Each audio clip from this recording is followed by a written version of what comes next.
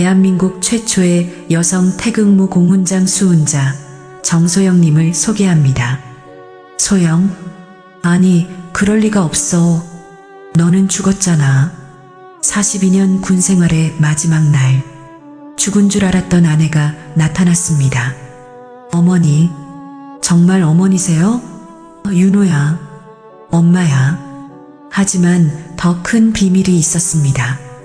죽었다던 이름 정소영. 전설이 된 군인의 마지막 날 감춰졌던 37년의 진실이 폭풍처럼 돌아오기 시작했습니다. 당신이 알고 있던 가족, 정말 다 알고 있는 게 맞을까요? 지금 펼쳐질 이야기는 저녁식에서 시작된 충격적인 진실입니다. 좋아요와 구독은 무료지만 이 이야기가 남기는 감정은 오래도록 남을 겁니다. 좋아요 누르시면 지금 본편 시작합니다. 육군 원사 지강민은 사무실 벽에 걸린 달력을 바라보며 깊게 숨을 내쉬었습니다. 빨간색 동그라미로 표시된 날짜까지 이제 정확히 사흘이 남았습니다. 저녁식까지 말이죠. 23살에 입대해서 42년을 한결같이 걸어온 군 생활의 마지막 순간이 코앞에 다가왔습니다. 강민 원사님, 저녁식 준비 어떻게 하시겠습니까?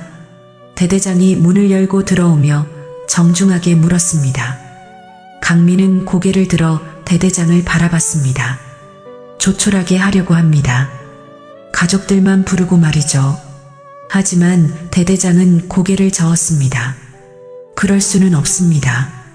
강민 원사님은 우리 부대에 살아있는 전설이십니다. 23살에 입대해서 지금까지 42년을 한 길만 걸어오셨잖습니까? 전 부대가 나서서 성대하게 치러야 합니다. 강민은 난처한 표정을 지었습니다. 정말 그랬습니다. 대학을 포기하고 군에 들어와서 지금까지 이곳이 집이나 다름없었습니다. 25살에 결혼해서 윤호를 낳고 행복한 가정을 꾸렸던 때가 엊그제 같은데 벌써 42년이 흘렀습니다. 하지만 큰 행사는 여전히 부담스러웠습니다. 아드님은 참석하실 예정입니까? 대대장의 물음에 강민은 잠시 망설였습니다. 아들 지윤호와는 몇 년째 제대로 된 대화를 나눈 적이 없었습니다. 군인의 자식으로 자란 윤호는 아버지의 엄격함에 지쳐 있었고 강민 역시 아들과 어떻게 대화해야 할지 몰랐습니다. 평생을 군 안에서만 살아온 탓에 민간인인 아들과는 늘 거리감이 있었습니다. 연락은 했습니다만 그때 강민의 휴대전화가 울렸습니다. 윤호에게서 온 전화였습니다. 아버지, 저녁식 말씀하신 거 맞죠? 그렇다. 금요일 오후 2시다. 사실 그날 중요한 회의가 있어서요. 빠지기가 어려울 것 같습니다. 강민은 실망감을 숨기려 애썼습니다. 하지만 목소리에는 어쩔 수 없이 아쉬움이 묻어났습니다. 42년 군 생활의 마지막 날인데 아들이 함께하지 못한다니 마음이 허전했습니다. 그렇다면 어쩔 수 없지. 일이 우선이니까. 전화를 끊고 나자 대대장이 조심스럽게 말했습니다. 아드님이 못 오신다고 하시는군요. 회사 일이 있다고 합니다. 강민은 창밖을 바라보며 혼잣말처럼 중얼거렸습니다. 42년 전 23살 청년이었던 자신의 모습이 떠올랐습니다. 그때는 막 군에 들어온 신병이었고 앞으로 펼쳐질 긴 군 생활에 대한 꿈과 희망으로 가득했습니다. 25세에 정소영과 결혼하고 윤호를 낳았을 때의 행복했던 시절이 그립습니다. 하지만 윤호가 3살이 되던 해 정소영이 갑자기 사라진 후로는 모든 것이 달라졌습니다. 윤호 엄마가 살아있었으면 이런 날 봐줄 수 있었을까? 서울의 한 사무실에서 윤호는 전화를 끊고 한참을 멍하니 앉아 있었습니다. 옆자리 동료가 윤호의 표정을 보고 물었습니다. 무슨 일이야? 표정이 안 좋네. 아버지 저녁식인데 가기가 좀 그래서요. 왜? 아버지랑 사이가 안 좋아? 윤호는 고개를 저었습니다. 나쁘지는 않아요. 그냥 어색해요. 나는 아버지랑 친하지 않아요. 어머니 없이 군대식으로만 키워졌거든요. 아버지는 23살에 군대 들어가서 42년을 거기서만 살았어요. 원사까지 올라가신 분이시죠? 동료는 놀란 표정을 지었습니다. 원사까지? 그럼 정말 대단한 분이시네. 42년이면. 와, 그분 인생 자체가 군대네. 그래서 더 어려워요. 집에서도 군대처럼 사셨거든요. 동료는 이해한다는 듯 고개를 끄덕였습니다. 그래도 평생 한 번뿐인 저녁식인데 가보는 게 어때? 나중에 후회할 수도 있어. 42년이면 정말 대단한 거잖아. 그런가요? 내가 보기엔 아버지도 아들이 왔으면 좋겠을 것 같은데. 평생을 바친 일터에서 혼자 전역하는 거 정말 쓸쓸할 거야. 윤호는 잠시 생각에 잠겼습니다. 어머니에 대한 기억은 거의 없었습니다. 3살 때 어머니가 사라진 후로는 아버지와 단둘이 살았습니다. 아버지는 늘 무뚝뚝했고 감정 표현을 잘하지 않았습니다. 그것이 서운하기도 했지만 이제는 그것이 아버지 나름의 사랑 표현이었다는 것을 알 수 있었습니다. 42년을 한 곳에서 성실하게 일한 아버지를 존경하지 않는 것은 아니었습니다. 알겠습니다. 가보겠습니다.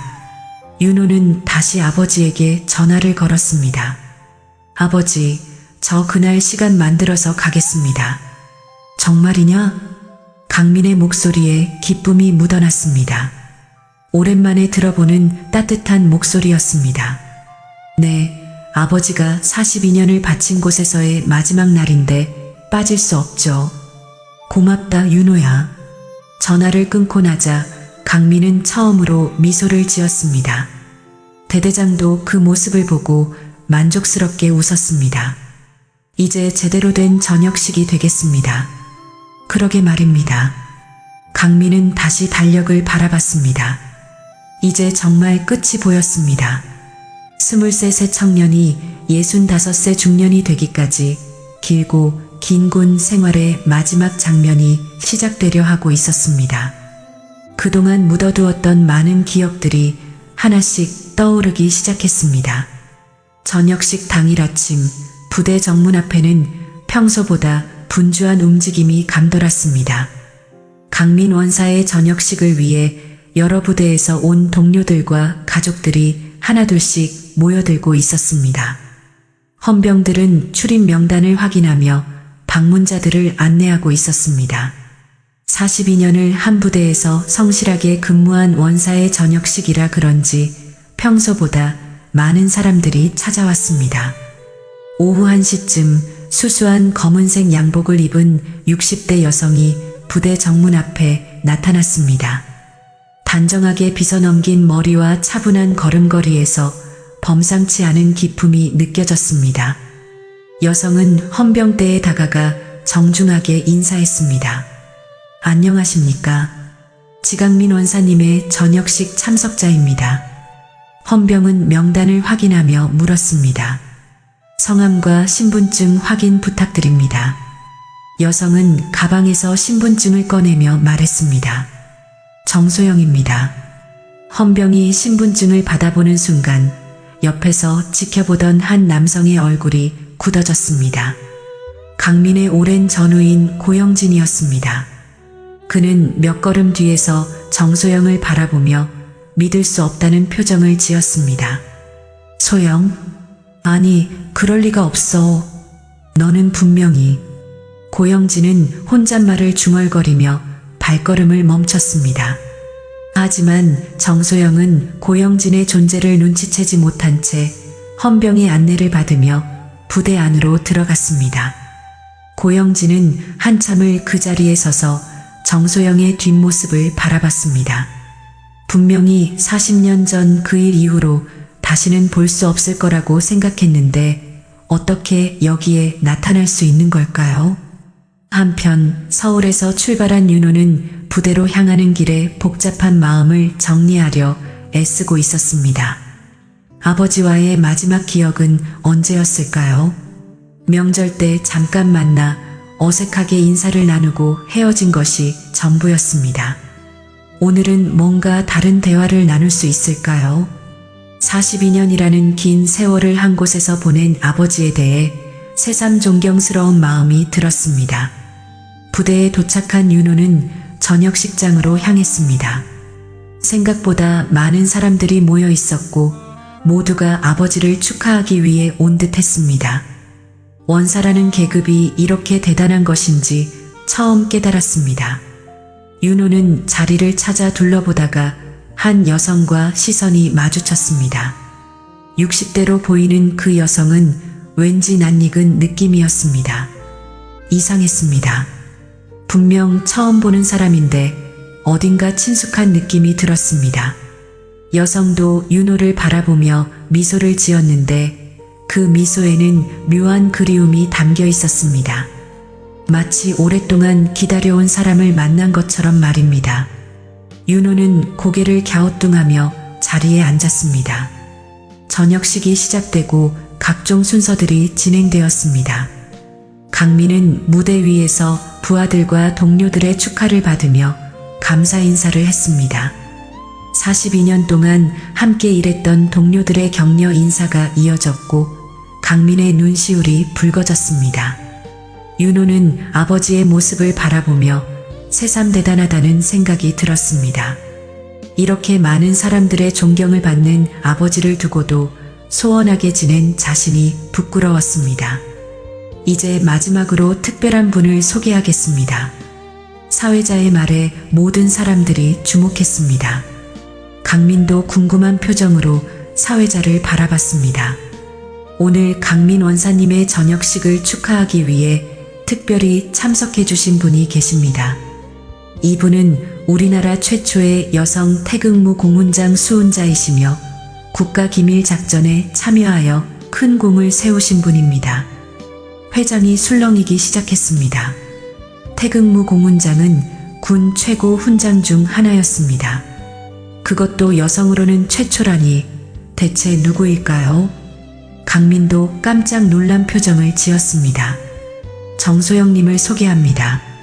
그 순간 강민의 얼굴이 창백해졌습니다.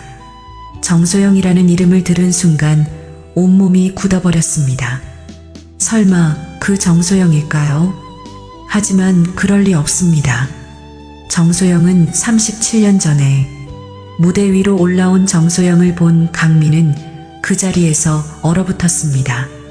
분명히 늙었지만 틀림없이 정소영이었습니다. 윤호 역시 놀란 표정으로 그 여성을 바라봤습니다. 아까 시선이 마주쳤던 바로 그 사람이었습니다. 정소영은 차분하게 마이크 앞에 섰습니다. 회장의 모든 시선이 정소영에게 집중되었습니다. 강민은 심장이 터질 것 같았습니다. 어떻게 이런 일이 일어날 수 있을까요? 지강민 원사님, 정소영의 목소리가 회장에 울려 퍼졌습니다. 강민은 숨을 제대로 쉴 수 없었습니다. 오랜 세월을 뒤로하고 이제야 전해드릴 수 있게 됐습니다. 정소영의 눈에 눈물이 고였습니다. 회장은 숙연해졌습니다. 죄송합니다. 간단하지만 무게 있는 사과였습니다. 회장은 더욱 조용해졌습니다. 무슨 사연인지는 모르지만 뭔가 깊은 사연이 있다는 것을 모두가 느낄 수 있었습니다. 윤호는 가슴이 두근거렸습니다. 왜인지 모르지만 이 상황이 자신과 무관하지 않다는 느낌이 들었습니다. 강민은 정소영을 바라보며 눈물을 참으려 애썼습니다. 37년 만에 다시 만난 아내, 아니 죽었다고 생각했던 아내가 눈앞에 서 있었습니다. 어떻게 이런 일이 가능할까요? 그리고 태극무 공훈장이라니 도대체 무슨 일이 있었던 걸까요? 저녁식장은 정적에 휩싸였습니다. 정소영의 간단한 인사말이 끝나고 모든 사람들이 숨을 죽이고 있었습니다. 강민은 여전히 믿을 수 없다는 표정으로 정소영을 바라보고 있었고 윤호는 혼란스러운 마음으로 두 사람을 번갈아 보고 있었습니다. 사회자가 어색한 침묵을 깨뜨리며 말했습니다. 정소영님께서는 국가기밀작전에 참여하시느라 오랫동안 신분을 숨기고 계셨다고 합니다. 오늘 이 자리에서 처음으로 공개적인 활동을 하시게 된 것입니다. 사람들은 박수를 쳤지만 여전히 어떤 사연인지 궁금해하는 시선들이 가득했습니다. 정소영은 무대에서 내려와 자리로 돌아갔고 저녁식은 계속 진행되었습니다.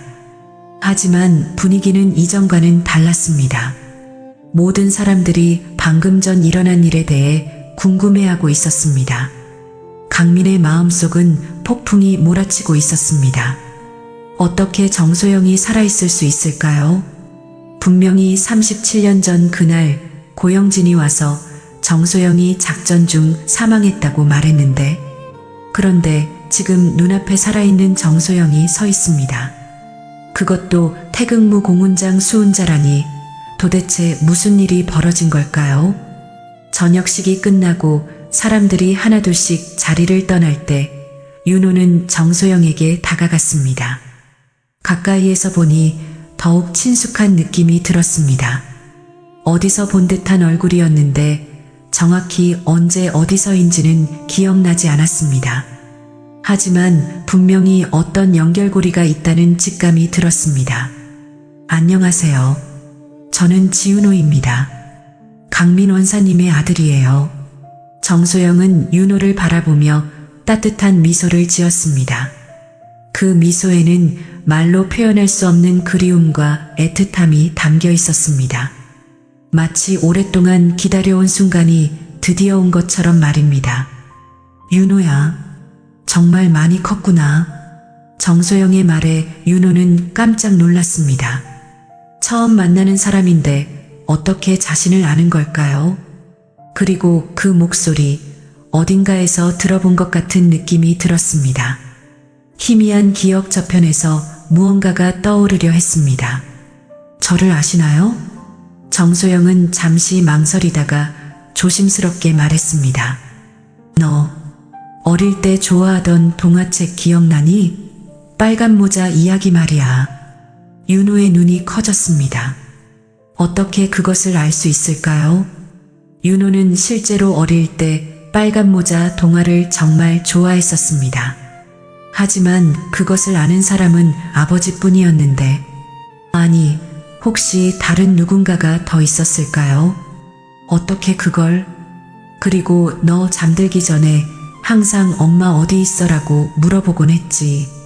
윤호는 온몸에 소름이 돋았습니다. 그것은 정말로 어린 시절 자신의 습관이었습니다.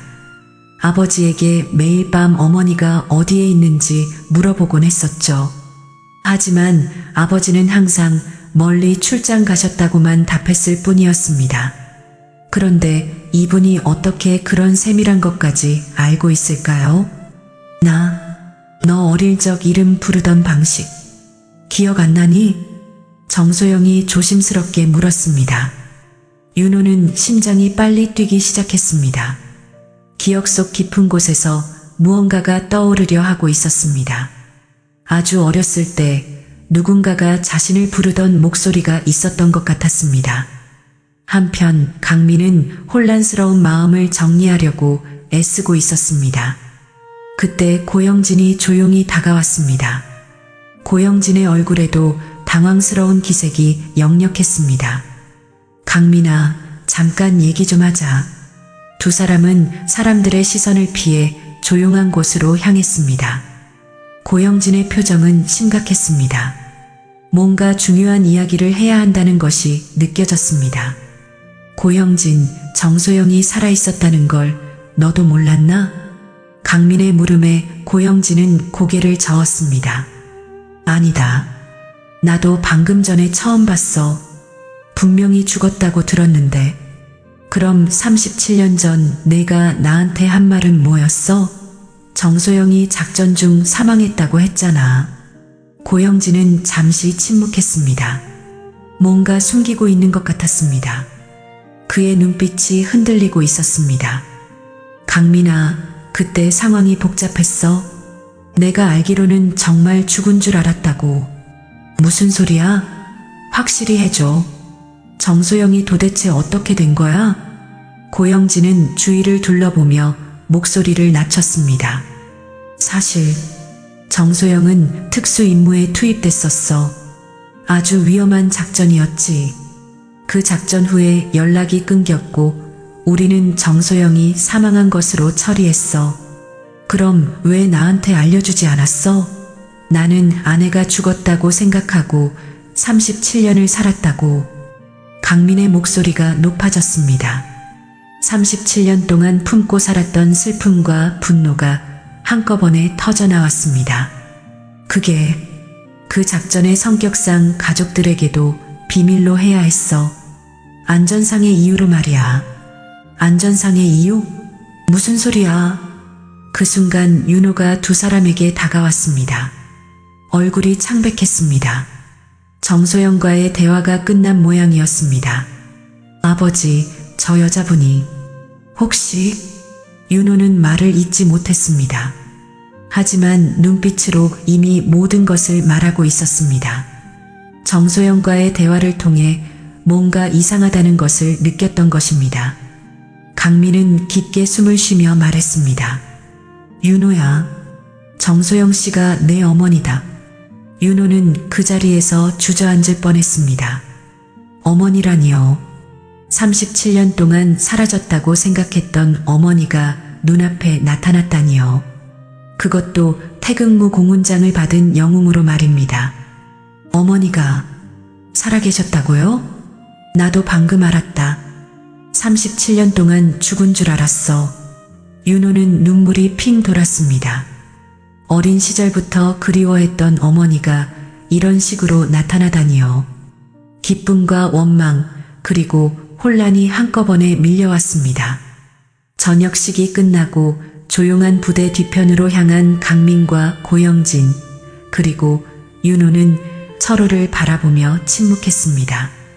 윤호는 여전히 충격에서 벗어나지 못하고 있었고 강민은 분노와 당황이 뒤섞인 표정이었습니다. 고영진만이 유독 어두운 표정으로 서 있었습니다.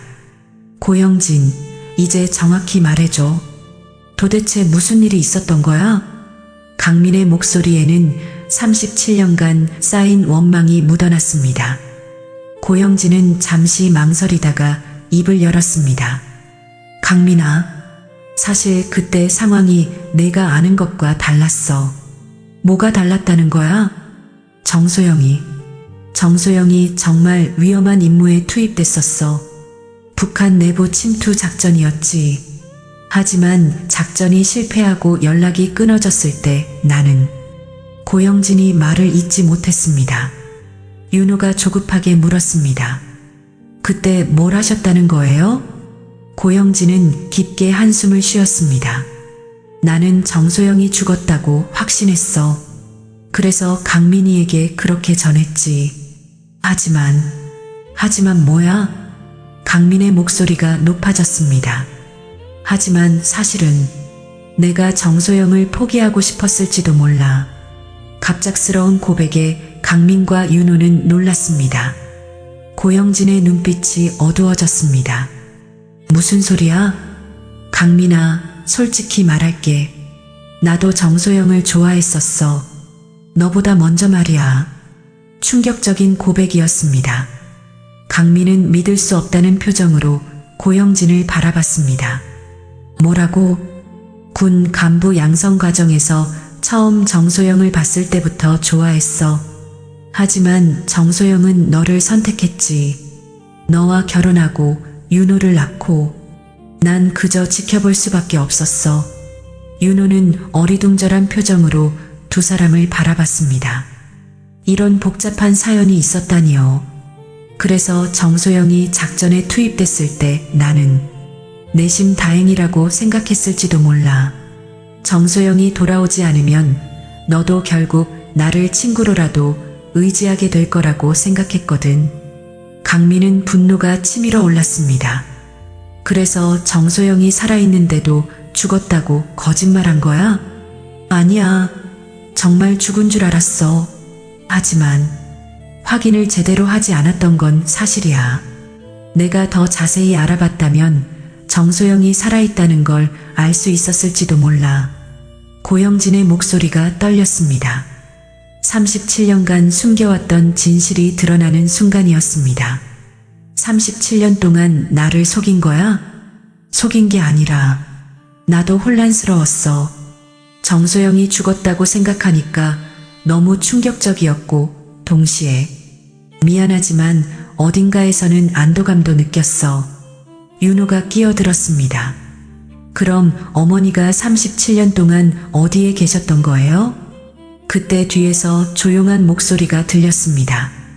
그 이야기는 내가 해줄게. 세 사람이 돌아보니 정소영이 서 있었습니다. 언제부터 듣고 있었는지 모르지만 모든 대화를 들은 것 같았습니다. 소영, 강민이 떨리는 목소리로 불렀습니다. 정소영은 슬픈 미소를 지으며 다가왔습니다. 형진아, 이제 그만해. 너의 마음은 그때도 알고 있었어. 고영진은 고개를 숙였습니다. 윤호야, 엄마가 어디에 있었는지 궁금하지? 윤호는 고개를 끄덕였습니다.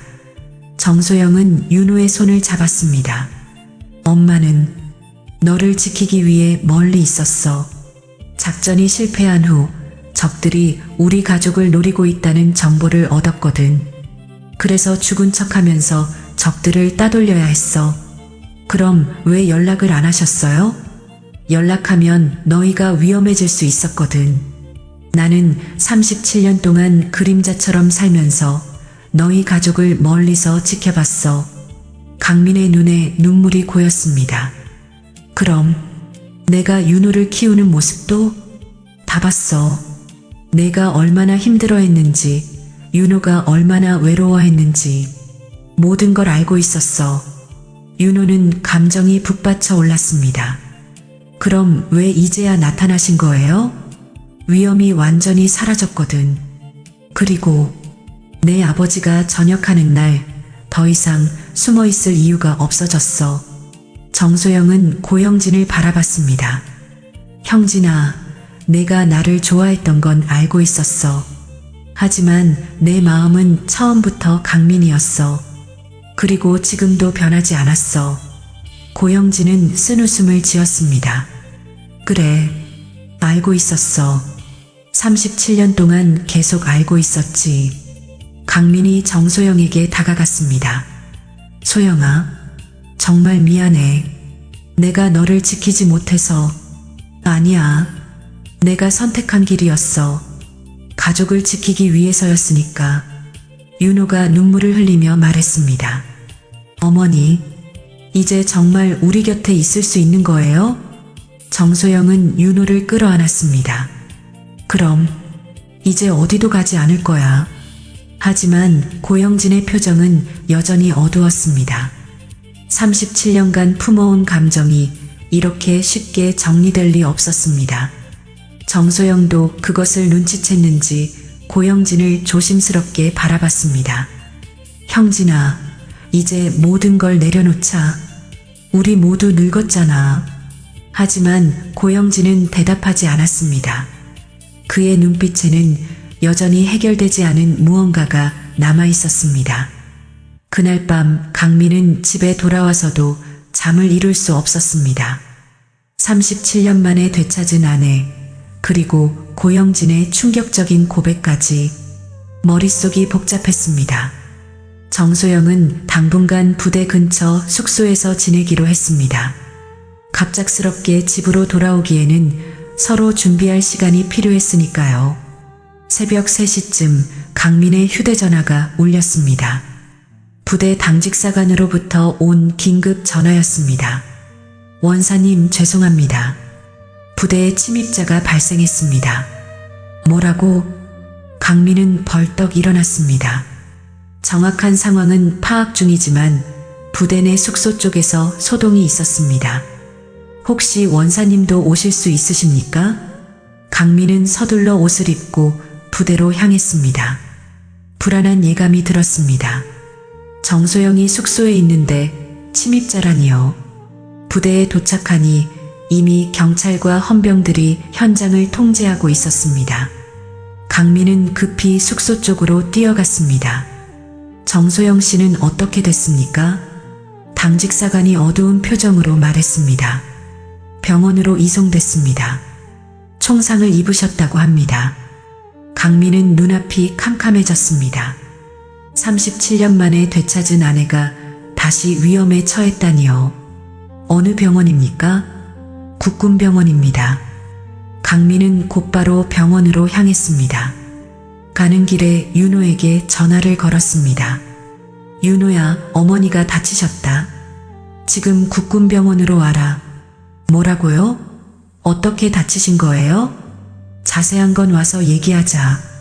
빨리 와. 병원에 도착한 강민은 응급실에서 정소영을 기다렸습니다. 의사가 나와서 설명했습니다. 다행히 생명에는 지장이 없습니다. 어깨 부위에 총상을 입으셨는데 뼈는 건드리지 않았습니다.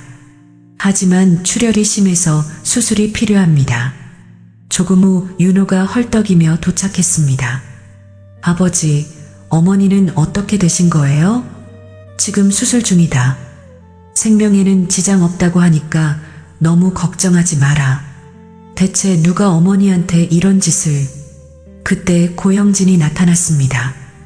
그의 얼굴에는 당황스러운 기색이 역력했습니다. 강민아, 무슨 일이야? 내가 물어볼 일이야? 정소영이 총에 맞았어. 고형진은 깜짝 놀란 표정을 지었습니다. 총에 맞았다고? 누가? 그게 내가 묻고 싶은 말이야. 강민은 고형진을 의심스럽게 바라봤습니다. 낮에 있었던 일을 생각하면 고형진을 완전히 믿을 수 없었습니다. 설마 내가 그랬다고 생각하는 거야? 모르겠어. 내가 37년 동안 거짓말을 했는데 뭘 못하겠어? 윤호가 끼어들었습니다. 지금 그럴 때가 아니에요. 어머니가 위험한 상황인데. 그때 경찰관 한 명이 다가왔습니다. 정소영 씨 보호자분이십니까? 제가 남편이고 이쪽이 아들입니다. 수사에 협조해 주셔야겠습니다. 몇 가지 물어볼 게 있습니다. 경찰관은 사건 개요를 설명했습니다. 오늘 새벽 3시경 부대 숙소에 정체불명의 남성이 침입했습니다. 정소영 씨가 이를 발견하고 제지하려다가 총상을 입었습니다. 침입자는 잡혔습니까? 도주했습니다. 하지만 CCTV 분석을 통해 곧 검거할 수 있을 것 같습니다. 윤호가 물었습니다. 그런데 왜 어머니를 노린 거죠? 경찰관이 고형진을 힐끗 바라보며 말했습니다. 정소영 씨의 과거 이력을 보면 국가기밀작전에 참여했던 경력이 있습니다. 혹시 그와 관련된 복수일 가능성도 있습니다. 고형진이 갑자기 불안한 표정을 지었습니다. 복수라니? 설마... 강민이 고형진을 날카롭게 바라봤습니다. 뭔가 아는 게 있는 거야? 아니야. 그냥 걱정돼서. 하지만 고형진의 태도가 어딘가 부자연스러웠습니다. 뭔가 숨기고 있는 것 같았습니다. 몇 시간 후 수술이 끝나고 정소영이 의식을 되찾았습니다. 강민과 윤호가 병실로 들어갔습니다. 소영아, 괜찮아? 정소영은 약한 미소를 지었습니다. 괜찮아. 이 정도로는 안 죽어. 윤호가 눈물을 글썽이며 말했습니다. 어머니, 누가 그런 짓을 한 거예요? 정소영이 잠시 망설이다가 말했습니다. 침입자, 나를 정소영이라고 불렀어. 뭐라고? 그리고 형진이가 보냈다고 했어. 순간 병실이 조용해졌습니다. 강민의 얼굴이 굳어졌습니다. 고형진이가? 하지만 확실하지는 않아. 상대방이 거짓말을 했을 수도 있으니까. 강민은 주먹을 쥐었습니다. 하지만 확실한 증거 없이 고형진을 의심할 수는 없었습니다. 소영아, 이제 안전한 곳으로 가야 해. 아니야. 나는 더 이상 숨지 않을 거야. 37년 동안 충분히 숨어 살았어. 윤호가 걱정스럽게 말했습니다. 하지만 위험해요. 윤호야, 엄마는 태극무 공훈장을 받은 군인이야. 이 정도로 물러설 수 없어. 정소영의 눈빛에는 강한 의지가 담겨 있었습니다. 37년간 참아온 모든 것을 이제는 맞서겠다는 결심이 보였습니다. 강민은 정소영의 손을 잡았습니다. 그럼 이번에는 내가 널 지킬게. 37년 전에는 지키지 못했지만 이번에는 절대 그런 일 없을 거야. 윤호도 말했습니다. 저도 도울게요. 이제는 우리가 가족이니까요. 정소영은 눈물을 흘리며 두 사람의 손을 잡았습니다. 37년 만에 진짜 가족이 된 기분이었습니다. 하지만 진짜 위험은 이제 시작일지도 모른다는 불안감도 함께 밀려왔습니다. 정소영이 병원에서 하루 더 지낸 후 상태가 안정되어 퇴원하게 되었습니다. 강민은 정소영을 자신의 집으로 모시기로 했습니다. 37년 만에 귀가였습니다. 정말 괜찮겠어? 아직 상처가 아물지 않았는데. 강민이 걱정스럽게 물었습니다. 정소영은 고개를 끄덕였습니다. 괜찮아. 집에서 쉬는 게 더 나을 것 같아. 윤호가 어머니의 짐을 들어주며 말했습니다. 어머니, 집이 많이 달라졌을 거예요. 아버지 혼자 사시느라 많이 삭막해지셨거든요. 그래도 우리가 함께 살았던 집이잖아. 집에 도착하자 정소영은 잠시 현관에 서서 집을 바라봤습니다.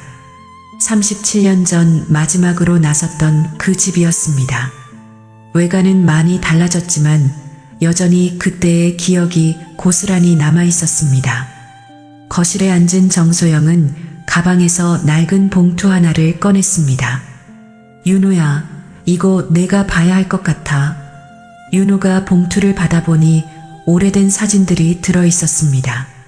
첫 번째 사진은 아기 윤호를 안고 있는 젊은 정소영의 모습이었습니다. 옆에는 젊은 강민이 웃고 있었습니다. 이거 제가 아기 때 사진이에요? 그래, 내가 돌 때 찍은 사진이야. 윤호는 사진을 자세히 들여다봤습니다. 어머니가 자신을 안고 있는 모습이 너무나 자연스럽고 행복해 보였습니다. 다음 사진은 더욱 놀라웠습니다. 군복을 입은 정소영이 다른 군인들과 함께 서 있는 사진이었습니다. 모두 진지한 표정으로 어떤 작전을 준비하는 모습 같았습니다.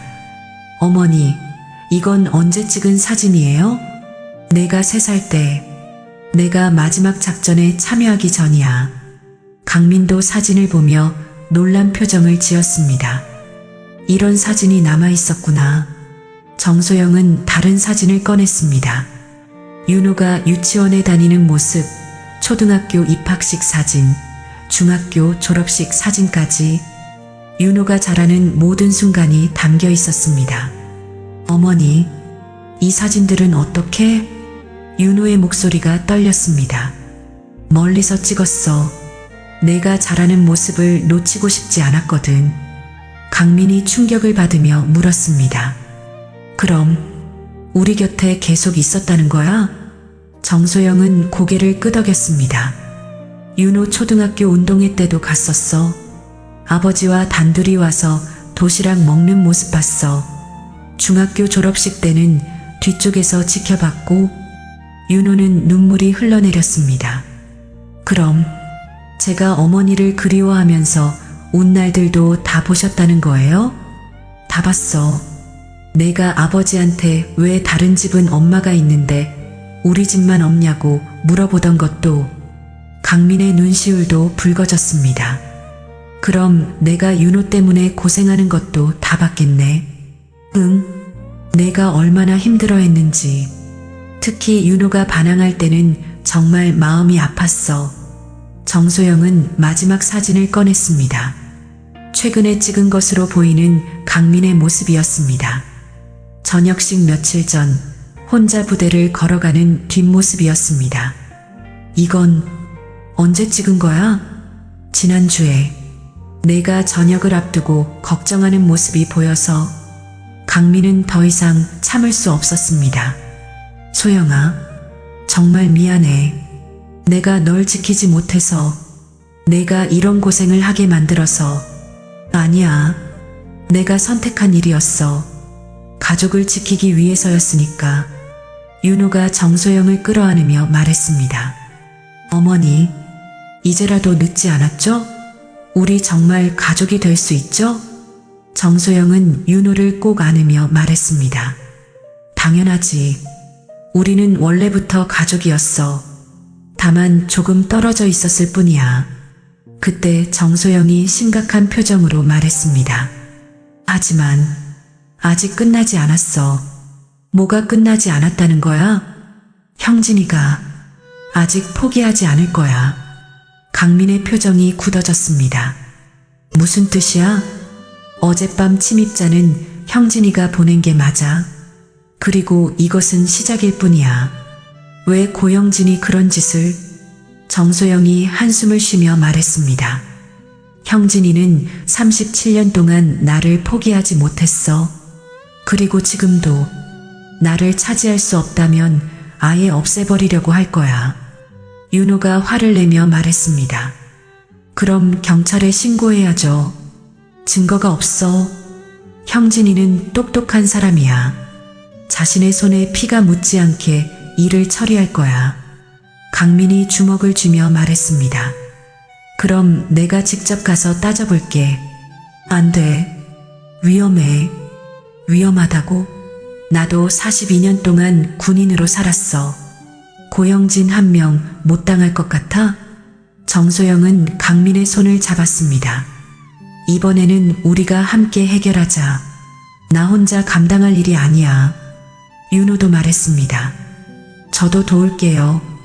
이제는 저도 이 가족의 일원이니까요. 정소영은 두 사람을 바라보며 미소를 지었습니다. 그래, 이제는 우리가 함께니까 무섭지 않아. 하지만 정소영의 마음 한편에는 여전히 불안감이 남아 있었습니다. 고영진이 어떤 수를 쓸지 모르기 때문이었습니다. 37년간 쌓인 집착과 질투가 어떤 결과를 가져올지 예측할 수 없었습니다. 다음 날 오후 강민은 고영진으로부터 전화를 받았습니다. 강민아, 옛날 우리가 자주 가던 그 산 정상에서 만나자. 할 말이 있어. 무슨 얘기를 하려고? 정소영 일 때문이야. 마지막으로 정리하고 싶은 게 있어. 강민은 정소영과 윤호에게 상황을 알렸습니다. 소영아, 고영진이 만나자고 해. 뭔가 계획이 있는 것 같아. 정소영은 고개를 저었습니다.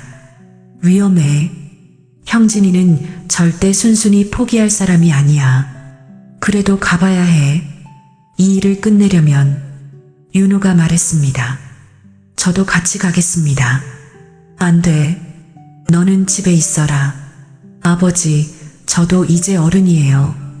가족 일인데 빠질 수 없어요. 정소영이 말했습니다. 윤호 말이 맞아. 우리 셋이 함께 가자. 이번에는 혼자 감당하지 말고. 결국 세 사람은 함께 산으로 향했습니다. 옛날 강민과 고영진이 자주 등산했던 곳이었습니다. 정상에 도착하니 고영진이 이미 와 있었습니다. 왔구나. 고영진은 정소영과 윤호를 보며 쓴웃음을 지었습니다. 가족끼리 다 왔네. 강민이 다가가며 말했습니다. 형진아, 이제 그만해. 정소영은 내 아내야. 내 아내. 고영진의 목소리가 높아졌습니다. 37년 동안 어디에 있었는데? 너는 혼자 살았고 정소영은 어디엔가 숨어 있었잖아. 그게 부부야? 정소영이 한 걸음 앞으로 나섰습니다. 형진아, 내 마음은 예전이나 지금이나 변하지 않았어. 미안하지만 너를 사랑한 적은 없어. 고영진의 얼굴이 일그러졌습니다. 사랑하지 않았다고? 그럼 37년 동안 내가 품어온 마음은 뭐야? 그건 사랑이 아니라 집착이었어. 집착이라고? 고영진이 주머니에서 뭔가를 꺼냈습니다. 작은 권총이었습니다. 형진아, 뭐 하는 거야? 강민이 놀라며 외쳤습니다. 37년 동안 기다렸어. 정소영이 돌아오기를. 하지만 돌아온 정소영은 여전히 너만 바라보고 있어. 윤호가 어머니 앞으로 나섰습니다. 그만두세요. 어머니한테 왜 이러세요? 내가 윤호구나. 내가 37년 동안 지켜본 아이. 고영진의 말에 윤호가 놀랐습니다. 뭐라고요? 너도 몰랐겠지만 나도 너를 지켜봤어. 정소영이 못 보는 사이사이에 말이야. 정소영이 충격을 받으며 말했습니다. 형진아, 설마. 그래. 윤호가 초등학교 때 교통사고 날 뻔한 거 내가 막았어. 중학교 때 불량배들한테 괴롭힘 당할 때도 내가 해결했고, 강민이 믿을 수 없다는 표정으로 말했습니다. 그럼 내가 윤호를 지켜준 거야? 정소영을 사랑했으니까. 정소영의 아들도 내 아들처럼 생각했어. 윤호는 복잡한 마음이 들었습니다. 자신을 지켜준 사람이 지금 어머니를 위협하고 있다니요. 정소영이 고영진에게 다가갔습니다. 형진아, 고마워. 정말 고마워. 하지만 이제는 그만해야 해. 그만하라고? 37년을 기다렸는데? 너도 이제 늙었잖아. 우리 모두 늙었어. 고영진이 총을 겨누며 말했습니다. 늙어서 뭐 어때? 사랑에는 나이가 없어. 그게 사랑이야? 나를 위협하고 내 가족을 해치려는 게. 그때 갑자기 정소영이 움직였습니다. 순식간에 고영진에게 다가가 총을 빼앗으려 했습니다. 태극무 공훈장 수훈자답게 빠르고 정확한 움직임이었습니다. 소영아, 강민도 달려들었습니다. 3사람이 뒤엉켜 싸우는 동안 총이 바닥에 떨어졌습니다. 윤호가 재빨리 총을 주워들었습니다. 그만하세요. 모두 그만. 3사람이 동작을 멈췄습니다. 아저씨, 저는 아저씨가 절 지켜주신 것 감사해요. 정말 고마워요. 하지만 이제는 그만하세요. 고영진이 무릎을 꿇으며 말했습니다. 윤호야, 미안해. 아저씨가 너무 오랫동안 혼자 살다 보니까. 정소영이 고영진에게 다가가 손을 내밀었습니다. 형진아, 이제 정말 끝내자. 우리 모두 행복하게 살자. 행복하게? 나는 어떻게 행복하게 살아? 새로운 사람을 만나. 아직 늦지 않았어. 강민도 말했습니다. 형진아, 우리 친구로 남자. 37년 전처럼. 고영진은 한참을 울었습니다. 37년간 쌓인 모든 감정이 한꺼번에 터져나왔습니다. 정말 미안해. 내가 너무 이기적이었어. 정소영이 고영진을 일으켜 세웠습니다. 이제 끝났어. 우리 모두 새로 시작하자. 윤호가 총을 바닥에 내려놓으며 말했습니다. 아저씨, 저희 집에 가끔 놀러 오세요. 이제 우리는 진짜 가족이니까 아저씨도 가족 같은 분이에요. 고영진은 윤호를 바라보며 눈물을 흘렸습니다. 윤호야, 고마워. 내가 이렇게 넓은 마음을 가진 건 정소영을 닮았구나. 강민이 고영진의 어깨를 두드렸습니다. 형진아, 이제 정말 친구로 지내자. 응, 이번에는 정말로. 해가 질 무렵 4사람은 함께 산을 내려왔습니다. 37년간 얽혀있던 모든 갈등이 마침내 해결된 순간이었습니다. 정소영은 강민과 윤호의 손을 잡으며 웃었습니다. 이제 정말로 평범한 가족으로 살 수 있게 되었습니다. 그로부터 한 달이 지난 어느 아침, 강민은 오랜만에 상쾌한 기분으로 잠에서 깼습니다.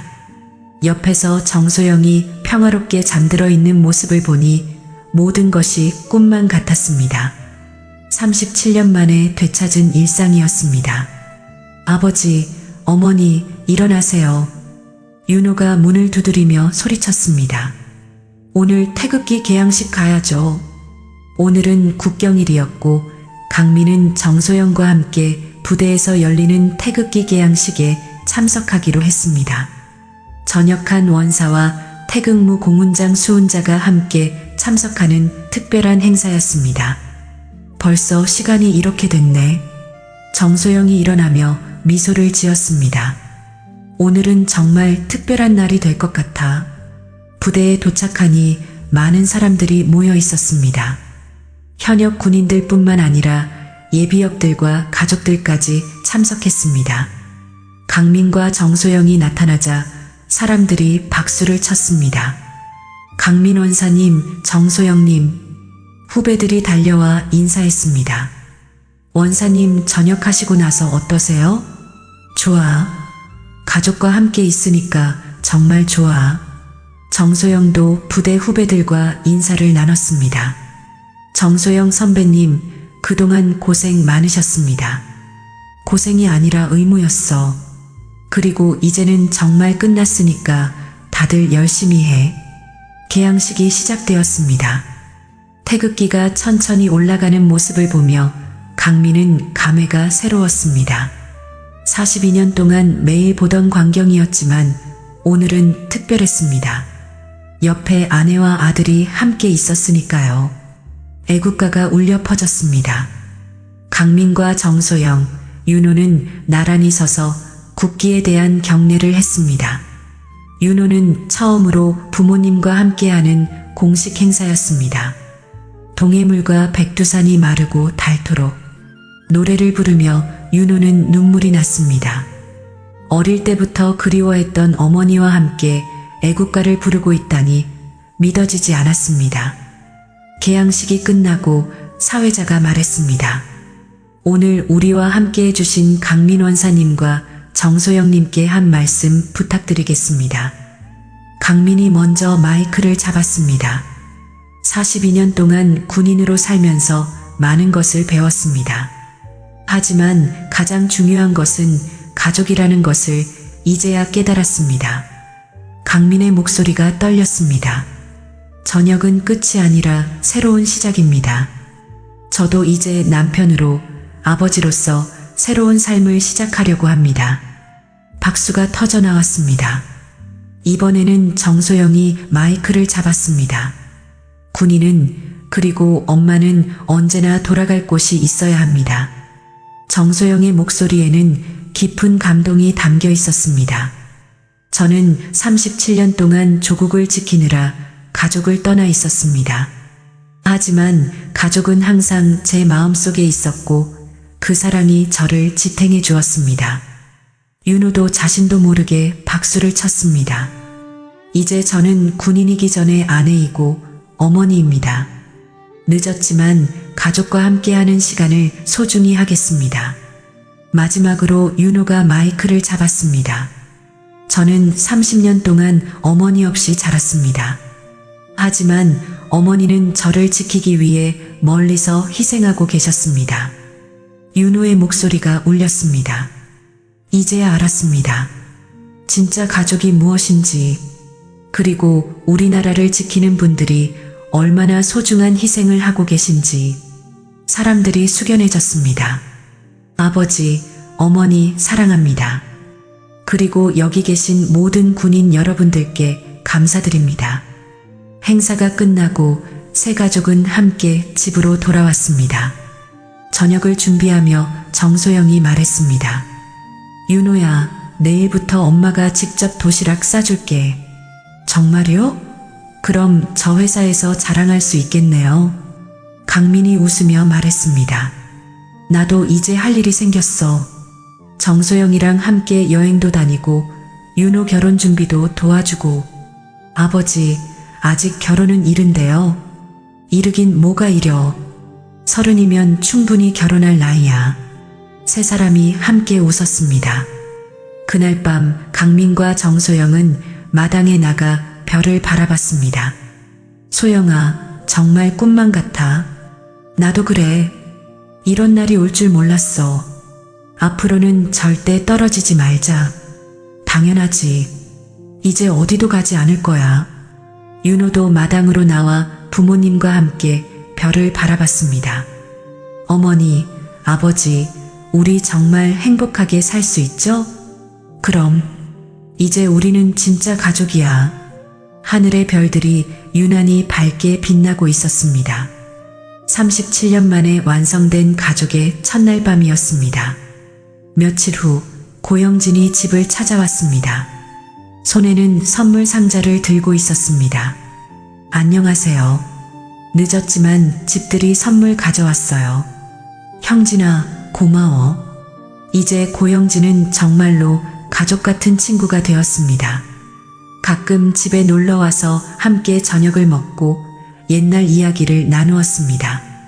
윤호야, 다음 주에 소개팅 어때? 아저씨까지 그러시면 안 되죠. 모두가 웃었습니다. 강민은 창밖을 바라보며 생각했습니다. 인생이 이렇게 늦게라도 완성될 수 있다니 신기했습니다. 42년의 군 생활도 37년의 기다림도 모두 이 순간을 위한 것이었는지도 모릅니다. 태극기가 바람에 펄럭이고 있었습니다. 이제 강민에게 그 깃발은 의무가 아니라 사랑이었습니다. 조국을 사랑하고 가족을 사랑하는 마음. 그것이 진짜 군인의 마음이라는 것을 이제야 깨달았습니다.